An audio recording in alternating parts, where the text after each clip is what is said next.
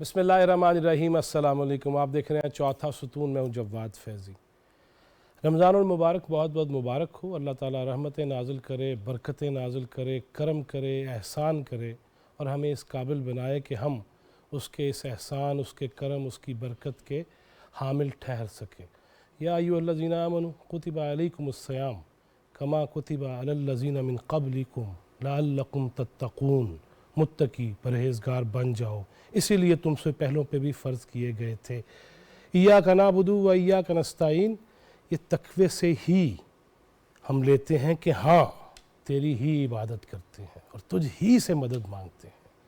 लेकिन हम ये जब देखते हैं कि तक़वा इख्तियार जिन दिनों ख़ास तौर पे अपनी जायज़ ख्वाहिशात उन पे भी रोक डाल दी जाए, उसे भी रोक दिया जाए, लेकिन उन्हीं दिनों अगर ज़ख़ीरा अंदोज़ियाँ हों, उन्हीं दिनों अगर ज़रूरत से ज़्यादा और इन हालात में, मुआशी हालात में ज़रूरत से ज़्यादा फ़ायदा लिया जाए तो उस पे आम बंदे पे इस आयत का कितना इतलाक़ होना चाहिए, सब पे होना चाहिए।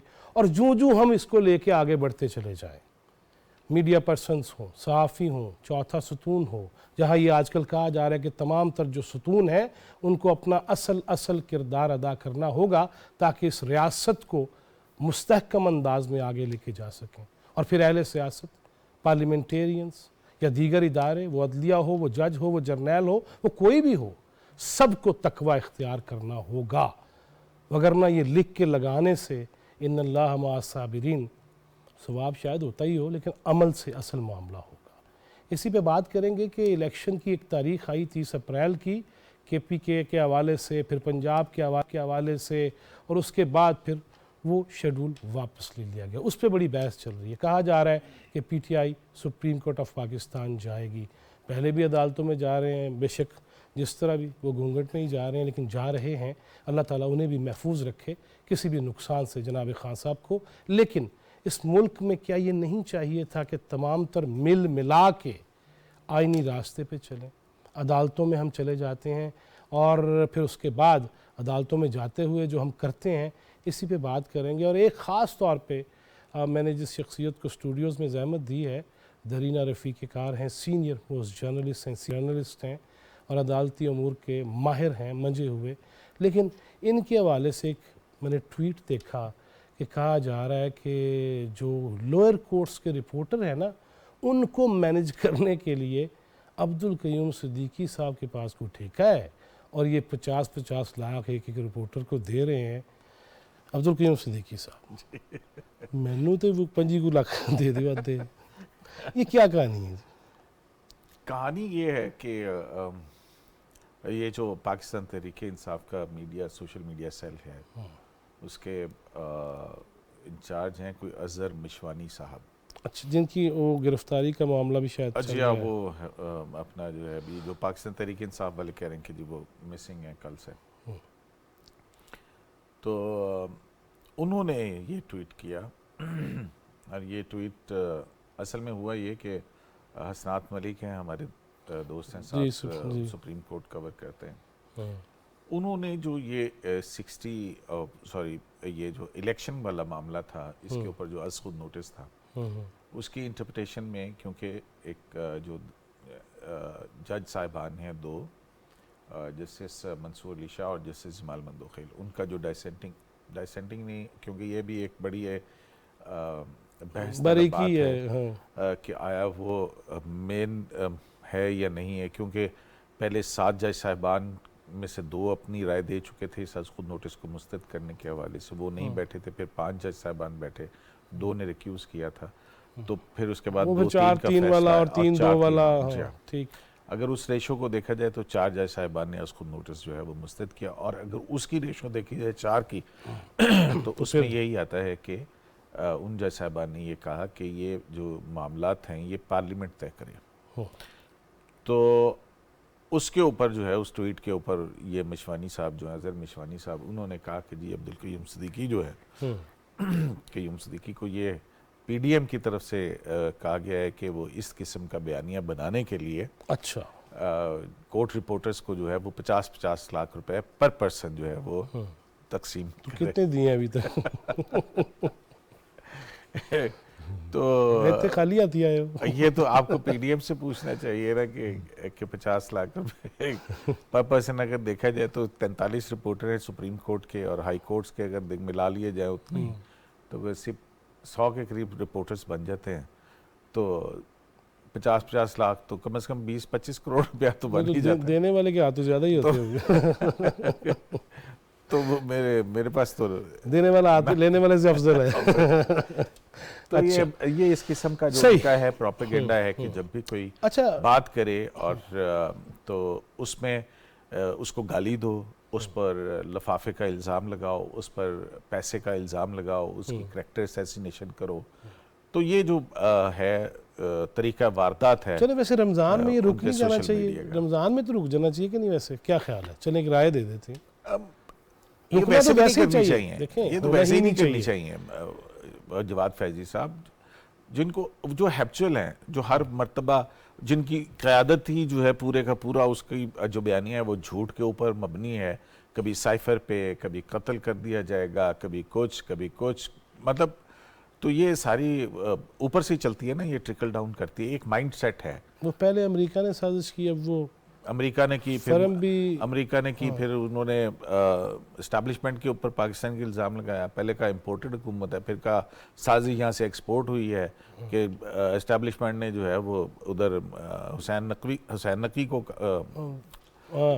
जो है, हाँ जी, अपने हकानी साहब, हुसैन हक्कानी साहब, उनको कहा और उनके ज़रिए से फिर वो डोनाल्ड लू को कहा, डोनाल्ड लू ने फिर यहाँ पे कहा, फिर उसके बाद वो care taker chief minister Mohsin Naqvi के ऊपर इल्ज़ाम लगा दिया, फिर उससे पीछे हट गया। मतलब है कि अच्छा वो कह रहे हैं कि हमारा कोई इस साजिश से ताल्लुक नहीं था, बार बार अमेरिकन और उनकी तर्जुमान कह रहे हैं।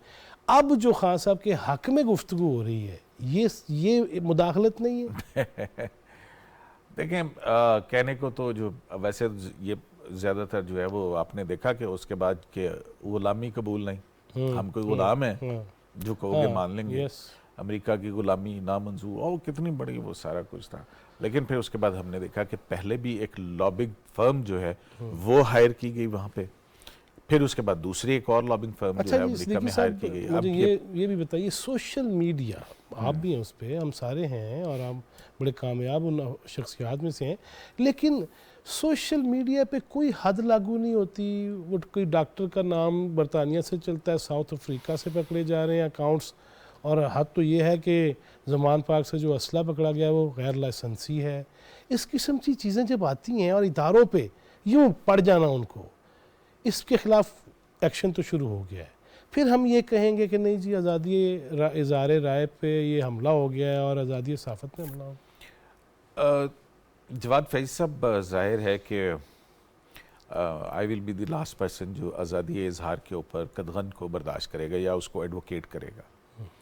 नहीं, वो तो हो नहीं सकता, वो तो बर्दाश्त नहीं, वो मुमकिन नहीं। ठीक है ना, उसके वाले से एक बायस है कि अब बोलना चाहिए, लेकिन एक टेम्परेट लैंग्वेज भी होती है। ठीक है, आप ये किसी को कुछ भी कह सकते हैं, दलील और जवाज़ भी होता है, दलील जवाज़, उस पे आप जो है वो गुफ्तगू करते हैं और एक सेंस। लेकिन बात ये है कि जब पूरी ऊपर वाली क़यादत ही ऐसी होगी, उनको तो वो कहा जाएगा जो वो खुद कहते हैं, जो कहा जाएगा। ठीक। तो ये जाता मामला वहीं पे है कि किसने कोई इनको कहता होगा कि इस तरह के ट्रेंड्स जो हैं बनाए जाएं, इस तरह की ट्वीट्स जो हैं वो की जाएं, और ये पूरे का पूरा एक साइंटिफिक एक नेटवर्किंग के तरीक़ाकार है। और उसमें अब ये मेजॉरिटी जो अभी ये मेरे ख्याल में जो इनके ऊपर चार्ज भी है अज़हर मशवानी साहब के ऊपर, शायद कोई जो मुझे अनकन्फर्म्ड रिपोर्ट्स हैं, कोई इतनी ऑथेंटिक बात मैं नहीं कह सकता हूँ, लेकिन जो सुनने में आ रहा है, जो इतलात हैं मुबैना तौर के ऊपर, वो यही है कि वो इसी किस्म का नेटवर्क जो है वो उसको चला रहे थे। अच्छा जी, अब ये इलेक्शन रीशेड्यूल अक्टूबर में चले गए, हालात मामलात, उसमें पीटीआई अगर सुप्रीम कोर्ट जाती है तो क्या आगे नज़र आ रहा है? हिलजुल कैसी होगी अदालती राहदारियों में और अदालतों में? देखें जवाद फैज़ साहब, इस सारी चीज़ को समझना होगा आपको। इससे थोड़ा सा अगर मैं तवालत हो जाए थोड़ी सी बात में तो उसको बर्दाश्त कीजिएगा। मैं कोशिश करूँगा कि जितना जहाँ रोकना पड़ा मैं रोक लूँगा। हाँ, वो तो आप कर सकते हैं, जाहिर है। देखें, गुलाम मोहम्मद डोगर जो CCPO थे उनकी ट्रांसफ़र का केस था। उस ट्रांसफ़र के केस में दो जज साहिबान जस्टिस मुज़ाहिर अकबर नकवी और जस्टिस एजाजुल एहसन साहब ने आउट ऑफ द वे, चूँकि उसका नहीं था, ताल्लुक ही नहीं था उस मामले से, चीफ इलेक्शन कमिश्नर को बुलाया और कहा कि जी इलेक्शन क्यों नहीं हो रहे हैं, और फिर उसके ऊपर उनको सुने बगैर उन्होंने इस मामले के ऊपर एक नोट लिखा और कहा कि जी ये 224 और ये फलाना फलाना खुद बनता है, supreme chief justice of Pakistan को भिजवा दी। अच्छा, अब उसके बाद फिर जो है वो एक सदर मुमलिकत का भी ख़त आ गया था और फिर जो है वो सुप्रीम कोर्ट ने, चीफ जस्टिस पाकिस्तान ने खुद नोटिस लिया, 9 रुकनी बेंच बन गया। सही। उस 9 रुकनी बेंच बनने के साथ ही जो है ऑडियो लीक्स होना शुरू हो गई, जिसमें मुबैना तौर पर परवेज़ इलाही साहब और एक फाजिल जज साहब की ऑडियो लीक जो मैंने कहा था ना रुकना पड़ेगा, यहीं से शुरू करेंगे। हमारे साथ सीनियर जर्नलिस्ट एंकर पर्सन मोहतरमा आसमा शराजी हैं। अस्सलाम वालेकुम। जी वालेकुम सलाम जवाद साहब, क्या हाल है? जी अल्लाह का शुक्र, कैसा जा रहा है रमज़ान जी? जी अल्हम्दुलिल्लाह। अच्छा, आसमा शराजी साहब, अब्दुल कयूम सिद्दीकी साहब मेरे साथ स्टूडियोज़ में तशरीफ़ रखते हैं और बात ये हो रही है कि ये जो हम आओ देखा ना ताओ ट्रेंड्स और जो मुहिम चलाना शुरू कर देते हैं, एक तो ये, दूसरा इन दिनों ये बात हो रही है कि रियासत के हर सुतून को अपना किरदार, जो आइनी किरदार है, वो अदा करना चाहिए। तो चौथा सुतून का क्या किरदार है और बाकी इदारों का किरदार किस तरह से होना चाहिए, और क्या नज़र आ रहा है आपको जितना ये पोलराइजेशन जितनी बढ़ चुकी है उसका हल कैसे निकलेगा? जी बहुत बहुत शुक्रिया जवाद साहब। मेरा ख्याल है कि हल तो अब क्या ही निकलना है। अनफॉर्चुनेटली मसाइल बढ़ते चले जा रहे हैं, बहरान वसी होते चले जा रहे हैं और हल की तरफ तो शायद कोई भी नहीं बढ़ रहा फिलहाल। सबसे बड़े जो इदारे हैं उनका, मसलन मैं आज शाहिद मितला साहब की स्टोरी को जरूर कोट करना चाहूँगी, जो उन्होंने 63 की तशरीह के हवाले से जनरल बाजवा को कोट करके लिखा है। और अगर आप उनकी स्टोरी को पढ़ें तो बुनियादी मसाइल जो कि 63 की तशरीह से शुरू हुए, जिसका कि इस वक्त पूरा पाकिस्तान जो है वो नतीजा भुगत रहा है, अगर आप उसको देखें तो वो भी एक बहरान को जन्म देता हुआ दिखाई देता है। यानी पहले से बहरान मौजूद थे मगर उसने वसी किया। और फिर एक बहरान जाहिर है अभी ये भी है कि 90 दिनों के अंदर इंतखाब नहीं हो रहे, तो ये भी एक बहरान है। अब इसके बाद दोबारा मामला तो सुप्रीम कोर्ट के पास आएंगे इस मामले को हल करने के लिए, तो पता नहीं कौन कौन से बहरान और जन्म ले लेंगे। तो जहाँ तक आपने हमारे सुकून की बात की, तो यहाँ पे भी आप देखिए कि एक फेक प्रोपेगेंडा मशीन जो है जिस तरह से वो काम कर रही है, और जिस तरह से पाकिस्तान के जेन्युइन जो एक सॉलिड और जिसे कहना चाहिए क्रेडिबल जर्नलिस्टों को जिस तरह से बदनाम करने की एक पूरी मशीनरी जो थी वो पिछले दौरे हुकूमत में चलाई गई, और वो हर रोज आए दिन जो है वो झूठी खबरें घटते रहे। तो ये भी एक बहुत बड़ा, इस वक्त सबसे बड़ा चैलेंज ही जो है वो फेक न्यूज और फेक प्रोपेगेंडा है। मसलन आपने देखा होगा आज सुबह एक ट्विटर के ऊपर खबर चली कि आर्या मकबूल जान साहब, बड़ा एक पाकिस्तान का नाम है, और उनकी तरफ से कि जी मीनारे पाकिस्तान में पानी छोड़ दिया गया और वहां पर पानी भर गया, जबकि वो 2016 या 17 की स्टोरी थी जो कि बारिश के बाद का पानी था वहां पे खड़ा हुआ, उसको वो शेयर किया गया। तो ये जब आपके इतने सीनियर लोग, जिनको के लोग सुनते हैं, समझते रहे हैं, देखते रहे हैं, अगर वो इस तरह की झूठी खबरें फैलाएं और उस पर फिर शर्मिंदा भी ना हो, तो आप समझ सकते हैं कि क्या किस किस्म की स्टेट ऑफ मीडिया इस वक्त जो है, या आपका जो चौथा सुकून है वो काम कर रहा होगा।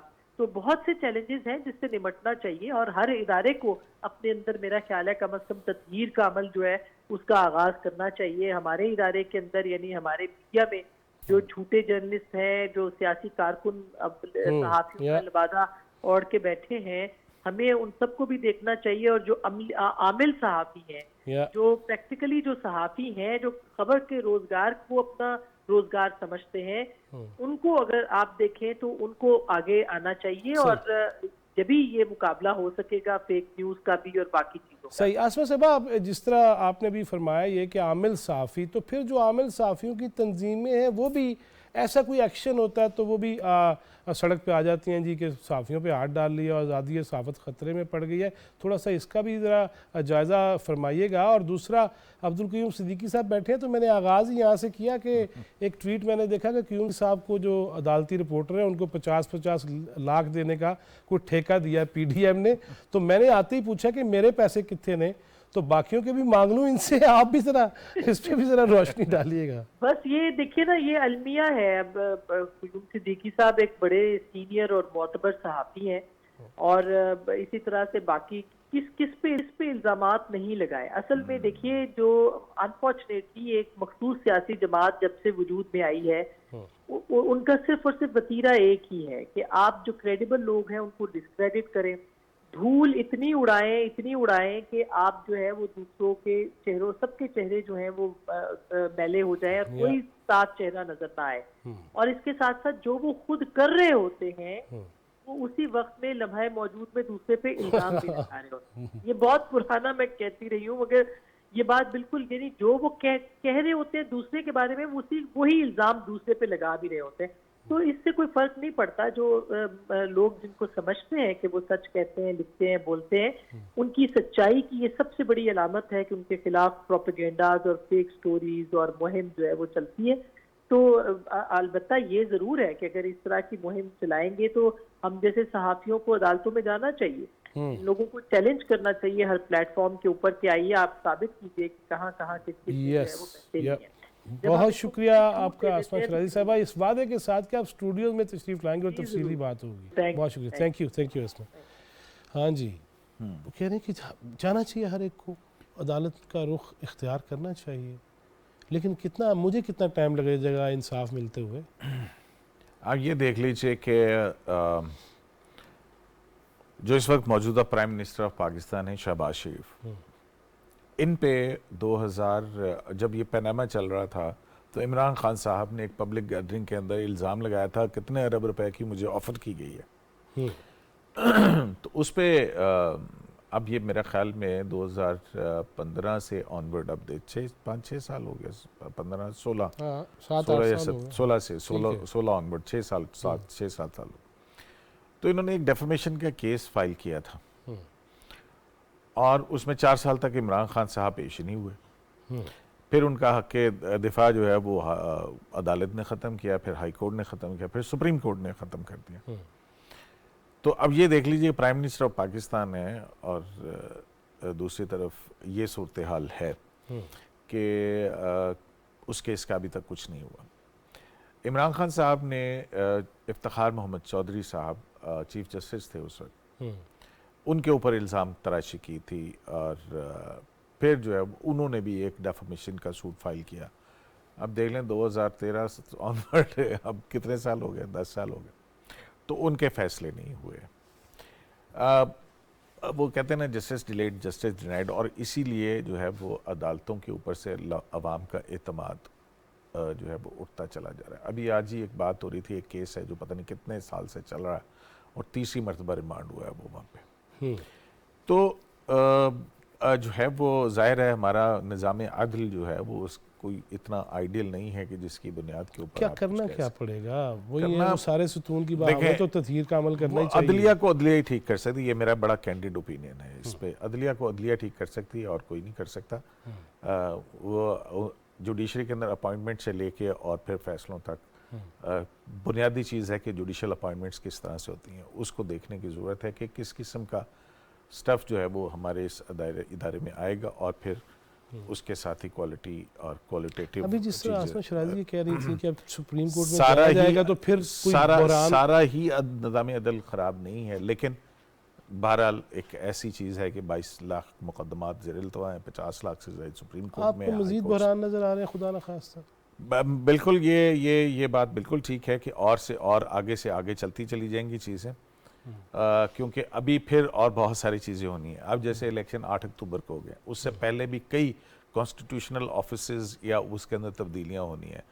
सदर ममलिकत का जो है वो 19 सितंबर को ख़त्म हो जाएगा या 9 सितंबर को। अब 2 असम्बलियाँ मौजूद नहीं हैं, तो अगर इंतखाब नहीं होगा तो क्या होगा? गो के आइन कहता है कि अब आने वाले तक जो है वो होगा। फिर अब ये जो इलेक्शंस वाला मामला है, इस पे ना होना एक और सियासी अदम इस्तेहकाम का बाइस जो है वो बनता चला जाएगा। गो के इदारे कह रहे हैं कि जनाब हमारे पास नहीं, लेकिन जाहिर है 90 दिन के अंदर इंतखाबात करवाने, और इंतखाबात किसी भी वजह से तारीख ताख़ीर का शिकार हों उससे एनॉमली और बेचैनी जन्म लेती है। लेकिन दूसरी तरफ का आर्गूमेंट भी नहीं, बहुत लेकिन ये है कंप्लीट कि है। जब दिल गया तोड़ दो, नहीं, जिधर दूसरी दिल- तरफ का आर्गूमेंट मैं वही कह रहा हूँ कि दूसरी तरफ का आर्गूमेंट भी है कि जो हमारी कॉन्स्टिट्यूशनल स्कीम है उसके अंदर केयर टेकर सेटअप होगा जब आम इंतखाबात होंगे। तो अब तो अगर 2 असेंबलियों में ऐसा हो जाए फिर तो ये सिलसिला रुकेगा ही नहीं। मतलब हर मर्तबा जो है वो, क्योंकि पंजाब जो है वो तकरीबन 50% से ज़्यादा नशिस्तें कौमी असम्बली की पंजाब के अंदर आती हैं, 148 के करीब कौमी असम्बली की नशिस्तें। तो इस तरह से तो फिर ये सिलसिला नहीं रुकेगा और ये एक हमेशा के लिए जो है ना एक ऐसा बहरान हम अपने गले में डाल लेंगे कि जिससे मफर मुमकिन नहीं होगा और बेचैनी और अदम इस्तेहकाम बढ़ता ही चला जाएगा। तो ये एक इस अंदाज से देखा जाए तो जहाँ इतने अरसा हुए हैं वहाँ पे वो हों। और दूसरा जो है ना अब फिर ये भी सोचना चाहिए, हमने देखा कि 58 भी एक इंसर्ट कर दी गई थी कि जनाब सदर जो है वो कहा यह गया कि मार्शल लॉ का रास्ता रोकने के लिए जो है ना ये इख्तियार, हाँ, ये इख्तियार सदर को दे देना चाहिए। सही, उससे और मसले मसाइल पैदा हुए। फिर ले लिया गया, हाँ। 18वीं तरमीम में 58(2)B जो है उसको ख़त्म किया गया। लेकिन मेरा ख्याल है कि अब फिर ये मौजूदा जो सूरत हाल है इसको देखते हुए मेरा ख्याल है हमें अमेरिका की तरह से जो है ना वो ऐसा करना चाहिए कि जो प्राइम मिनिस्टर है और चीफ मिनिस्टर है, अब ये कैसे होगा नहीं होगा ये तो इस कॉन्स्टिट्यूशनल अमेंडमेंट की है कि ये इनका भी जो है असेंबली तोड़ने का इख्तियार ख़त्म होना चाहिए। जिस तरह सदर का इख्तियार ख़त्म हो इस तरह से इनका भी असेंबली तोड़ने का इख्तियार ख़त्म हो। असेंबली सूबाई असेंबली की मुद्दत 5 साल पूरी करे, या 4 साल हो, जो भी है वो पूरी करे और उसके फॉलोइंग डे के ऊपर इलेक्शन हो, जैसे अमेरिका के अंदर हर लीप ईयर के अंदर इलेक्शन हो जाता है। तो ये एक चीज़ को देखनी चाहिए। हाँ, अगर उन्होंने ख़त्म करना है तो वो अपनी हुकूमत ख़त्म करें, फिर नई हुकूमत आ जाए। अगर आप नहीं परफॉर्म कर रहे हैं तो किसी और दूसरे को मौका दिया जाए।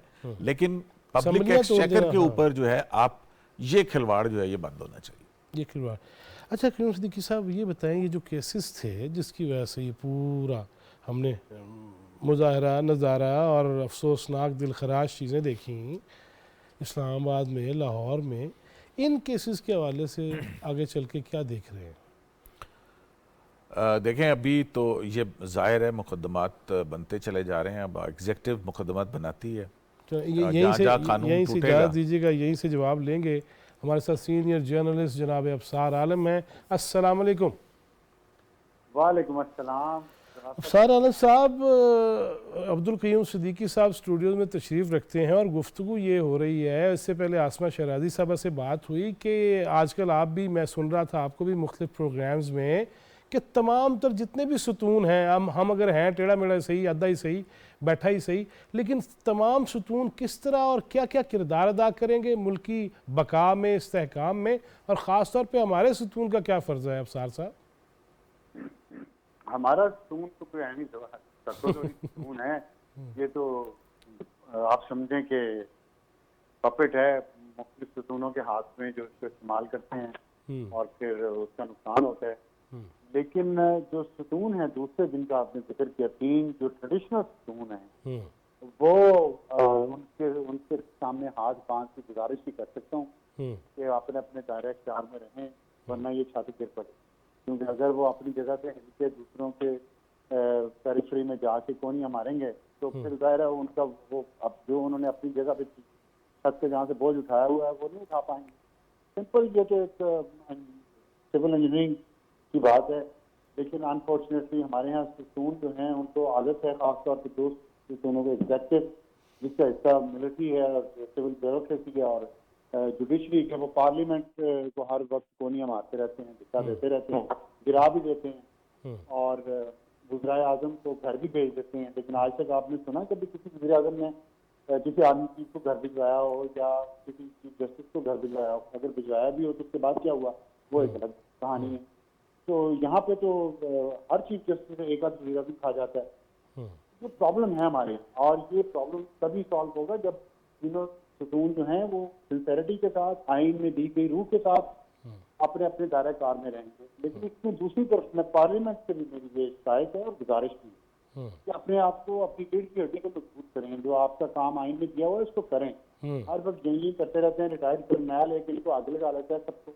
इन्हें खुद एहसास होना चाहिए कि यार आप आवाम के वोट लेके आते हैं, आवाम आपको भिजवाते हैं पार्लियामेंट में कि आप जाके हमारे हुकूक की हिफाजत करें और हमारे लिए कानून साजी करें। ये नहीं है कि एक रिटायर्ड कर्नल के फोन पे तो टांगे कांपने शुरू हो जाती हैं, इनकी धोतियां ढीली हो जाती हैं। इन्हें भी थोड़ा अपने आप को मजबूत करना चाहिए, ख्याल करना चाहिए कि इनका जो रोल है वो रोल करें और अपने आप को प्रोफेशनली और एथिकली इतना मजबूत करें कि कम अज कम खड़े तो हो सकें किसी इशू पे, किसी उसूल पे। अच्छा अफसार आलम साहब, अभी क्यूम सिद्दीकी साहब से बात हो रही थी तो ये बात हुई कि बहुत सारी चीज़ें ऐसी हैं, इंसाफ में ताख़ीर है, बहुत सारे मामलात हैं, बेहतरी होनी चाहिए, लेकिन उनका ये कहना है कि ये ख़ुद अदलिया ही अदालती मामलात ठीक कर सकती है, किसी और को नहीं करने चाहिए बल्कि उन्हें ख़ुद ये सब कुछ करना चाहिए। आप क्या कहेंगे, ये देख पाएंगे हम अपनी ज़िंदगी में? देखिए, क्यूम सिद्दीकी साहब के सामने अदलिया के ऊपर बात करना सूरज से चिराग दिखाने के बराबर है। मुझे पता है कि वहाँ तो बैंक बैठता और उसका भी क्यूम सिद्दीकी साहब के अबरू क्या होता है, इशारा अबरू से है, ठीक है। लेकिन फिर भी मैं ये जुर्रत से रंदाना करूंगा और ये कहने की कोशिश करूंगा कि जो हल है ना वो भी दरमियान। पहले जुडिशरी इस्तीफा चौधरी के बाद जो जुडिशरी आई, उन्होंने जो मांगा उनको मिल गया, जिसका चाहा उन्होंने कर लिया। लेकिन क्या नतीजा निकला उसका? क्या हमारी जुडिशरी बेहतर हो गई? उन्होंने जो इस्तीफा चौधरी साहब ने जो अपॉइंटमेंट उस वक्त किए, आज हमारे गले के साथ लटक रही हैं, सारी निज़ाम के साथ लटक रही हैं, सारे निज़ाम को वो नीचे गड्ढे में लेके जा रही हैं वो अपॉइंटमेंट। और वो ऐसे रिवायत बन गई जूनियर को ऊपर लाने की कि वो पॉकेट में है, उनको जो मर्जी मोड़ लेता है को अनफॉर्चुनेटली। और फिर जो क्राइटेरिया रखा गया जजों को वकीलों को जज बनाने का, वो देखते हैं उसको क्या है। किसी जज, आप जो जज बनते हैं वकीलों से, तो आप उनसे कभी पूछते हैं कि आपने पिछले 10 साल कितना इनकम टैक्स दिया, कितने कानून पसंद है? आप कोई इनकम टैक्स नहीं देता, देते भी है तो बहुत मामूली सा देते हैं, लेकिन आप उनका रहन सहन देखा करें।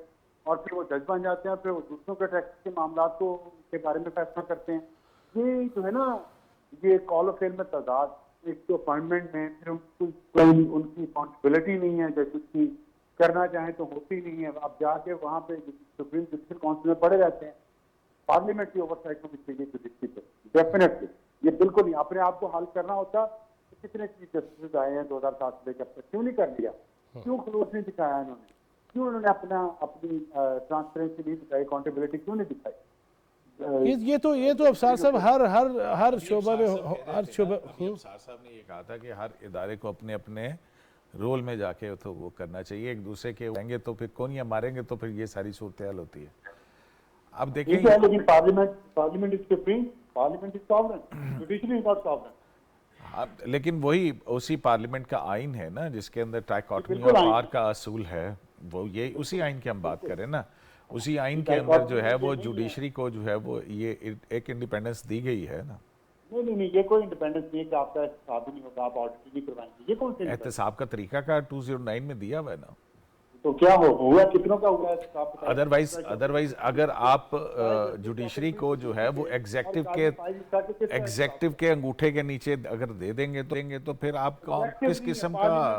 Sorry, parliament is not executive. मैं एग्जेक्टिव की बात नहीं कर रहा, मैं पार्लियामेंट की बात कर रहा हूँ। मैंने पार्लियामेंट की ओवरसाइट की बात की। चले अफसार साहब ये तो किसी दिन ना आमने सामने बैठ के बात कर लेते हैं, लेकिन मुझे ये बताइएगा, एक ये सुलगता हुआ एक सवाल ज़रूर है कि अफसार आलम साहब, हमें फटाफट इल्ज़ाम दे दिए जाते हैं, बल्कि आप पे गोलियां चल जाती हैं, उसका भी बड़ा शोर फैला हुआ है। वो शायद मिर्तला के इंटरव्यू का जो बेटे के साथ होता है, और ये सब कुछ हमने देखा, फिर भी हम ही पे इल्ज़ाम है, हमारे ख़िलाफ़ ही ट्रेंड चलें और फिर इदारों के बारे में चलें, और अगर एक्शन होता है तो फिर हम उसे आज़ादी सहाफ़त पे हमला कहते हैं। इसको किस तरह देखते हैं? नहीं, मतलब मैं आपका सवाल नहीं समझा। मैंने तो पूरी ये बात की अफसार साहब के लेट से चले यूँ आ जाते हैं सोशल मीडिया पे अन्नेवाह, हम ना शख्सियात छोड़ रहे हैं ना इदारे छोड़ रहे हैं, लेकिन अगर उस पर एक्शन होता है और वज़ीर दाखिला कहते हैं कि रियासत की रेट कायम रखनी पड़ेगी और रहेगी, उस पर फिर हम भी आ जाते हैं, साफ़ी भी, कि जी इसमें आज़ादी सहाफ़त पे हमला हो गया। सोशल मीडिया को भी जिम्मेदार नहीं होना चाहिए? ये ऐसे नहीं हो सकता, वो मुश्किल है, ऐसा कुछ भी नहीं हो सकता। 23 करोड़ का मुल्क है, 24 करोड़ का, पता नहीं अब कितनी आबादी हो गई है, अभी आएगा शुमार से पता चलेगा। इनमें से कितने लोगों को आप पकड़ लेंगे, कितनों को सीधा कर लेंगे। बात ये है कि आप इसकी बुनियाद पे क्यों नहीं करते, कैसे हुआ ये सब कुछ, इतना लोगों को ये 5th जनरेशन वॉरफेयर के नाम पे जो इतना लोगों को ट्रेन किया गया, बेवकूफ बनाया गया, उनके जहनों में जहर नफरत भर दी गई, वो किन्होंने भरी? उनको तो हम पकड़ते नहीं है, उनसे तो हम पूछते नहीं भाई आपने ये क्या कर दिया। अब आप जाके आपने एक दरिया में जहर फेंक दिया, ठीक है, अब आप एक मछली से जाके आप पकड़ रहे हैं एक मछली को कि तुम्हारे अंदर जहर है, ये निकालो। तो जिसने जहर फेंका पीछे उससे तो पूछो पहले, भाई एक बंदा तूने पूरे दरिया को जहर आलूद क्यों कर दिया, क्या तुम्हें किसने कहा, क्यों कहा था, तुम्हें इस कौम के साथ तुम्हारी क्या दुश्मनी थी, उससे पूछे ना। उनसे क्यों नहीं पूछते कि आपने इस कौम से कौन सी दुश्मनी निकाली है, कौन सा अपना बैर निकाला है इस कौम से, क्या वही जहर आपके ऊपर वापस आ रहा है जो आपने हमारे लिए भरा था लोगों के जहन में। जब तक ये नहीं करेंगे आप अमलन अफसार साहब क्या करना पड़ेगा जी, अमलन कहाँ से सिलसिला शुरू करना पड़ेगा? अमलन यही है कि एक जो गैर आईनी काम जो भी हो रहे हैं वो खत्म किए, और जिन्होंने किए हैं जुराइम की वजह से ये कौम आज हालत में पहुंची हुई है, उनको आप कानून के दायरे में लाएं। उनको सही कानूनी दायरे में। बहुत शुक्रिया अफसार आनंद साहब, आपके वक्त का। स्टूडियोज में यकीनन आपके साथ बैठ के बात होगी। जरूर। क्यूम सिद्दीकी साहब, कानून के दायरे में तो सबको आना पड़ेगा, जाहिर है, रूल ऑफ लॉ इसी का नाम है। अब मेरी ये बात यह है कि ये कौन करेगा, हु विल, वो कहते हैं बिल्ली के गले में घंटी किसने बांधनी है। अगर हम देखा जाए, अगर सबको देखिए, सबको अगर अपने अपने इदारे में, मतलब बाजवा साहब ने कन्फेशनल स्टेटमेंट है उनका अपनी उसके ऊपर, और फिर जो बातें आ रही हैं सामने तो ये तो एग्जीक्यूटिव फेडरल गवर्नमेंट जो है उसका इख्तियार है ना कि उसने एहतसाब के नीचे लेके आना है, तो वफाकी हुकूमत कहाँ लेके आएगी? अच्छा, जिस तरह आप कह रहे थे कि अदलिया खुद ही ठीक करेगी अदलिया के मामलात को, इसी तरह अगर पार्लियामेंटेरियंस या पार्लियामेंट अपने पार्लियामेंटेरियंस को, खुद हम मीडिया वाले अपने पर्सनस को, और इसी तरह फ़ौज है या कोई भी इदारा है, आइन में तो सबके लिखा हुआ ना कि उसके अंदर फ़लाँ चीज़ की क्या सज़ा है, क्या पकड़ है, क्या, तो ये तो अगर सारे एक ही वक्त हलफ उठा के शुरू हो जाए कि आज के बाद ज़ीरो टॉलरेंस है, मामला नहीं चल पड़ेगा। नहीं, बिल्कुल बहुत बेहतर तौर से चलेगा। देखें जवाद फैजी साहब, मसला कहाँ से पैदा होता है, ठीक है, जब हम कानून की हुक्मरानी कहते हैं ना कि ए के लिए भी वही कानून हो और बी के लिए भी कानून वही हो, ये नहीं है। मैं जत्था लेके अदालत में जाऊं तो मुझे फट करके जब जमानत मिल जाए, लेकिन एक आदमी को पूरी सारी ज़िंदगी तड़पता रहे, उसके घर डाई मर लेगा, केस जो है ना वो डिसाइड ना हो। तो ये जो डिस्पैरिटी है ना, अब ये सारी चीज़ें बिल्कुल ठीक हैं कि अगर हर आदमी अपने फ़राइज़ जो हैं वो, हर इकाई है ना, बुनियादी जो इज्तिमा का जुज़ है वो इकाई है ना, वो उस इकाई को ठीक करेगा तो फिर आगे आपके एजुकेशन सिस्टम से लेके आपके बाकी सारे निज़ाम जो हैं वो ये सारे पूरे का पूरा है, कहाँ मेरिट है कहाँ पे नहीं है। हम देखते हैं सिफारिश का, वीआईपी कल्चर और नेम एनीथिंग के एक दिन में ये सारी तबाही नहीं आई है, ये बात सबको पता है। तो उसको बैठ के आखिर कहीं ना कहीं से तो शुरू करना पड़ेगा ना घर को। तो पहले वो उनका एहतसाब होना चाहिए जो दूसरों का एहतसाब करते हैं, ठीक है ना। पहले मैं गुड़ खाना छोड़ूं तो फिर मैं आपको कहूं कि आप गुड़ खाना छोड़िए, नहीं तो अगले दिन आ जाओ। हाँ, ये इससे बड़ी तो कोई मिसाल हो ही नहीं सकती ना। बिल्कुल। लेकिन सारे कह रहे हैं नहीं, भर भर के गुड़ी खाई जाओ, तो फिर यही होगा, फिर ये खाई का सफ़र है। तो खाई के सफ़र में तो फिर तनज़्ज़ुली है, बुलंदी नहीं हो सकती। अच्छा क्यूम सिद्दीकी साहब, ये बताइएगा, मैं पहले भी आपसे पूछता हूँ, ये जो केसेस अब शुरू होने वाले हैं, जब ये चल रहे होंगे तो फिर जो बहुत ज़्यादा और अहमियत के हामिल केसेस हैं वो फिर पीछे हो जाएंगे? नहीं, देखें ये तो वो अदालतों के अंदर अभी तो लोअर कोर्ट्स के अंदर चल रहेंगे ना, चलेंगे और वो सारा कुछ है और फिर उसमें होगा। ज़ाहिर है ये एक जो है एक सियासी जमात के रहनुमा हैं और बिल्कुल वो कारकुनों का भी कोई जज्बाती लगाव होगा, लेकिन फिर ये नहीं, लेकिन अब क़यादत 2 के ऊपर दफ़ा जो आता है। High court, Lahore high court में जो वो गए जी हैं, जी, मैं तो कारकुन तो अब उस तरह जैसे से नहीं है। अब जा रहे हैं, अब तो मतलब सिक्योरिटी होती है उनकी, लेकिन बड़े इत्मीनान से जो है वो, अब आज भी हाई कोर्ट के अंदर पेशी थी, पिछली भी पेशी थी, वो पर्दों के साथ, वो क्या है छुपा के अपनी उनको वो सिक्योरिटी के अंदर लेके आ रहे। दूसरों को जो है वो कहते हैं कि खौफ का बुत तोड़ दो, और अपना खौफ जो है वो इस तरह से जाहिर है।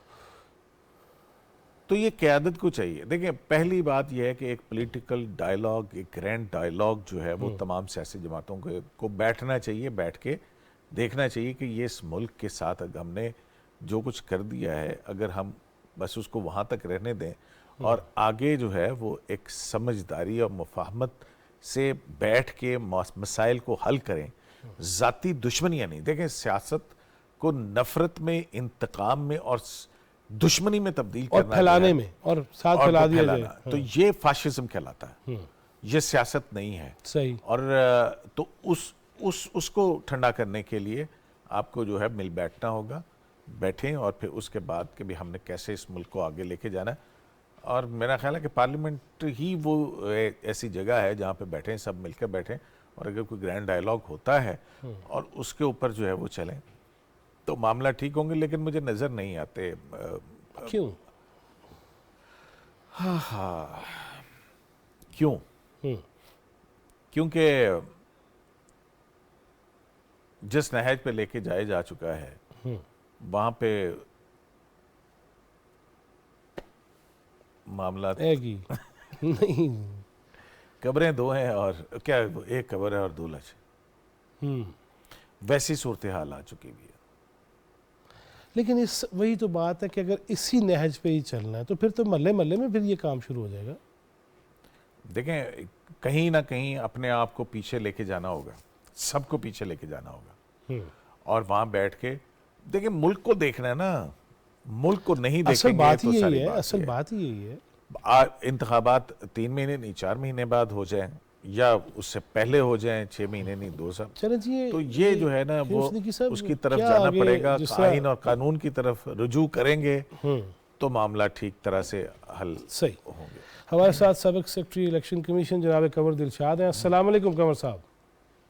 वालेकुम सलाम जनाब। कमर दिलशाद साहब, अब्दुल करीम सिद्दीकी साहब मेरे साथ स्टूडियोज में हैं, और बात ये हो रही है कि बहुत सारे ऐसे इश्यूज़ जिन्हें अहमियत होनी चाहिए थी वो तो उस तरह से नहीं होते, लेकिन ये जो आजकल सियासी इश्यूज़ हैं वो अदालतों में है। और अब ये शुनीद है कि इलेक्शन कमीशन की जानिब से जब रीशेड्यूल कर दिया गया इलेक्शन को, तो उस पर फिर अदालती दरवाज़ा खटखटाया जाएगा। और ये भी बात हुई है कि जब दिल किया असम्बली तोड़ दो, और जब दिल किया वो इलेक्शन करा लो। ये सिचुएशन कब तक होगी? और अब्दुल करीम सिद्दीकी साहब तो कह रहे हैं जिस तरह अमेरिका में है ना कि कोई असम्बली ना तोड़ सके, हुकूमत तोड़ना चाहे तो तोड़ दे। क्या फरमाएंगे? उसने ये दुरुस्त फरमाया है। दरअसल ये हमने भी बड़ी कोशिशें की थी कि जब हम इंतखाबी साथ कमेटी का मैं चेयरमैन था, तो हमने भी कहा था कि ये जनाब उस कौमी असम्बली सूबाई असम्बली को तहलील के जो है वो शख्स से निकाल दी जाए, हुकूमत बरतरफ कर दें। अब आप देखें कि आप इंडिया में ये तरीका होता है, इंडिया में अगर कोई बाई इलेक्शन आते हैं उनके यहाँ वो 60 दिन की पाबंदी नहीं है, वो 2 साल 3 साल में क्रॉस कराते हैं। इकट्ठे होने के बाद पूरे इंडिया में जहाँ जहाँ होती है बाई इलेक्शन 30 40 50 इकट्ठे हो गए, इंतखाबात करवा दिया। तो हमारे यहाँ तो उन्होंने 60 दिन 90 दिन की जो शर्त रखी है ये दुनिया के किसी मुल्क में नहीं है। अब आप आइए सुप्रीम कोर्ट की तरफ। बाकी दुरुस्त फरमाया, सुप्रीम कोर्ट में हजारों केस जेर समात हैं, तो वो भी अभी उस पर भी एक और बड़ी अहम बात है, हम सुप्रीम कोर्ट से बड़ी मुदबाना गुजारिश ही कर सकते हैं कि जनाब कासिम सूरी साहब का मुकदमा 4 साल से आपके पास रखा हुआ है, वो जबकि बलोचिस्तान इलेक्शन ट्रिब्यूनल ने उसको नाहल करार दिया और बड़ी खूबसूरत रिपोर्ट लिखी कि जनाब इसने 55,000 जो अपने वोट कास्ट किए, और नादरा की रिपोर्ट के मुताबिक वो अंगूठे को निशान नहीं थे, पाँव के अंगूठों के निशान थे, पाँव के अंगूठों के निशान थे। तो जनाब सुप्रीम कोर्ट ने वो 2019 में उसको स्टे दे दिया, आज तक वो स्टे है, यानी वो केस ऊपर नहीं आया। वो डिप्टी स्पीकर भी बन गया, क्या स्पीकर भी बन गया, फैसले भी जो है वो आपने देखे ही है जो कुछ किया। लेकिन बहरहाल ये सुप्रीम कोर्ट का बारे में लोगों में ये बातें चैन हुई हैं, सरगोशियां हो गई हैं। अब अगर ये सुप्रीम कोर्ट पाकिस्तान में ये केस जाता है इलेक्शन कमीशन पाकिस्तान के फैसले के खिलाफ, तो कल मैंने 8-10 टीवी चैनल पर ये गुजारिश की कि ठीक है आपका राइट बनता है, आप उसकी हेयरिंग कर सकते हैं, लेकिन फुल कोर्ट होने चाहिए। ये जो आप 5 जजों का एक बेंच बैठा के बैठ जाते हैं और 2 एक तरफ और 3 एक तरफ, इस पर अब आवाम के खदशात भी हैं और अब बड़ा इसके बारे में चहमगोइयां भी हो रही हैं, इस पर एतराजात भी हैं। तो आप यूँ करें कि इतना बड़ा केस आ रहा है इलेक्शन के, पाकिस्तान के भी इस तरह हाई कोर्ट के बराबरी हैं, तो वो आप इसको पूरे फुल कोर्ट करें 15 जजों पर मुश्तमिल, और वह एक फैसला कर दें हमेशा के लिए।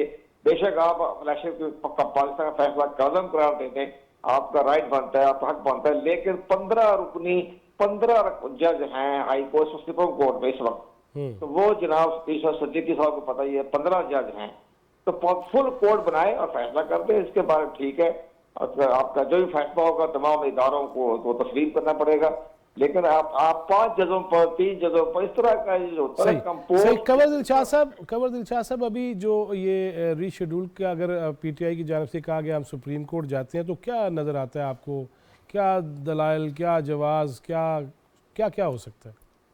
वो इलेक्शन कमीशन पाकिस्तान का फैसला बरकरार रहेगा, क्योंकि इलेक्शन कमीशन पाकिस्तान ने जो फैसला लिखा है उसमें उन्होंने दिया है कि हमें डायरेक्टर जनरल मिलिट्री ऑपरेशन ने पूरे पाकिस्तान के हालात बताते हुए ये कहा कि हम 3.5 लाख का अमला जो है और पोलिंग स्टेशन की हिफाजत के लिए मुतय्यन करना, तैनात करना हमारे लिए मजबूरी भी है और हम कासिर हैं। तो अब सुप्रीम कोर्ट ऑफ पाकिस्तान ने भी इतने डायरेक्टर जनरल मिलिट्री ऑपरेशन जिनके अंडर 7 लाख फौज की पूरे पाकिस्तान में बनाते हैं स्ट्रेटेजिक, और पूरे पाकिस्तान में पूरी आर्मी को ड्यूटी लगाते हैं या बखेर देते हैं, तो वो जब उन्होंने ये कह दिया कि जनाब आप फिलहाल कासिर, हम आपको सपोर्ट नहीं कर सकते, तो फिर सुप्रीम कोर्ट ऑफ पाकिस्तान भी हमारे मुल्क की वफात के मुताबिक, रियासत के वफात के मुताबिक तो गौर करेगी, इस पर फैसला आसानी से देने से नहीं करेगी, लेकिन 15 जज होने चाहिए, 15 जज, एक 5 जजों पर नहीं, 15 जज होने चाहिए, 15 जज होने चाहिए। इसमें अपना क़याम सिद्दीकी साहब को जी कंवर दिलशाद साहब, बात यह है कि बिल्कुल जहाँ पे 90 रोज़ की कदगन है, वहीं पे जो 218 है वो ये है ना कि फ्री एंड फेयर इलेक्शन। अब ये भी एक सबसे बड़ी जिम्मेदारी, और फ्री फेयर इलेक्शन किस सूरत में होंगे जबकि सब असेंबलीज के इंतखाबात एक तरह से और निगरान सेटअप हो, यही हमारे कॉन्स्टिट्यूशन का मंशा भी है। तो अब फिर क्या बनेगा इसके बाद, मतलब, और तारीख सुप्रीम कोर्ट जैसे पिछली समात के अंदर चीफ जस्टिस खुद कहते रहे कि कोई एक फ़र्जी तारीख तो दे दें, और फिर सुप्रीम कोर्ट का वही फैसला जो है वो कहता है बेरेस्ट मिनिमम टाइम के अंदर जो है वो आप तारीख दें, और सेक्शन 57(1) और 58 का हवाला भी दिया कि इसको कंप्लाई विद करके आप करें। अब इलेक्शन कमीशन ने दोनों 57(1) को भी कंप्लाई कर दिया और 58 में जो उसका ऑल्ट्रेशन का है इख्तियार वो भी कर दिया। जनाब कंवर साहब क्या कहेंगे? नहीं, दुरुस्त फरमाया सिद्दीकी साहब ने, पूरे अपने सुप्रीम कोर्ट की हेयरिंग की प्रोसीडिंग को देखते हैं बड़े गौर से, बात दुरुस्त है, लेकिन साथ साथ ये भी कहा ना कि आइन के आर्टिकल 218 का जो सब सेक्शन 3 है उसमें हालात साजगार भी तो होने चाहिए ना, करप्ट प्रैक्टिस को रोकने की, रोकथाम करने के बारे में भी तो बड़ा वाज़ह तौर पर लिखा गया ना। अब आप पोलिंग स्टेशन पर आप अपने वोटर नहीं पहुंचेगा, प्रिजाइडिंग ऑफिसरों ने बाकायदा गुरेज किया है ये ड्यूटी देने से। जब पाकिस्तान इलेक्शन कमीशन ने हुकूमत से कहा कि आप हमें स्टाफ दे दें, 9 लाख का स्टाफ चाहिए, तो सब ने कहा जो गुरेज करने का, हम तो इस हालात में नहीं जाएंगे पुलिस स्टेशनों पर। सही, अगर 6 महीने के बाद भी या 6 महीने के बाद भी कमल साहब यही सूरत हाल, तो फिर क्या इलेक्शन कभी नहीं होंगे? बहुत शुक्रिया कंवर दिलशाद साहब। अच्छा जी, इस पे बताएं, चले ये चूँकि वक्त, ये जो कंवर दिलशाद साहब ने 15 जजेस की फुल कोर्ट की बात की है, आपको लग रहा है कि ऐसे अहम इशू पे, मुल्क की मुस्तकबिल की बात है, जिस कदर परागंदगी है पूरे माहौल में, सियासत में, उसमें फुल कोर्ट बनता नज़र आ रहा है आपको? देखें, फिर एक मरतबा एतराज़ात आएंगे, उसमें कुछ जजेस के ऊपर तो बहुत ज़्यादा एतराज़ात हैं, और फिर ये भी सवाल आएगा कि जो जज साहिबान जो है वो पहले अपना माइंड डिस्क्लोज कर चुके हुए हैं, तो क्या उनको दोबारा उसके अंदर बैठना चाहिए या नहीं बैठना चाहिए?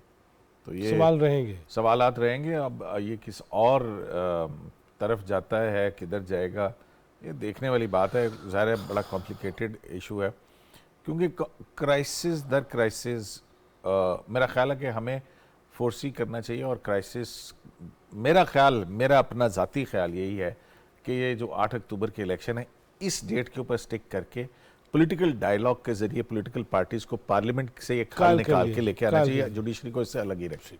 बहुत शुक्रिया जनाब अब्दुल करीम सिद्दीकी आपका।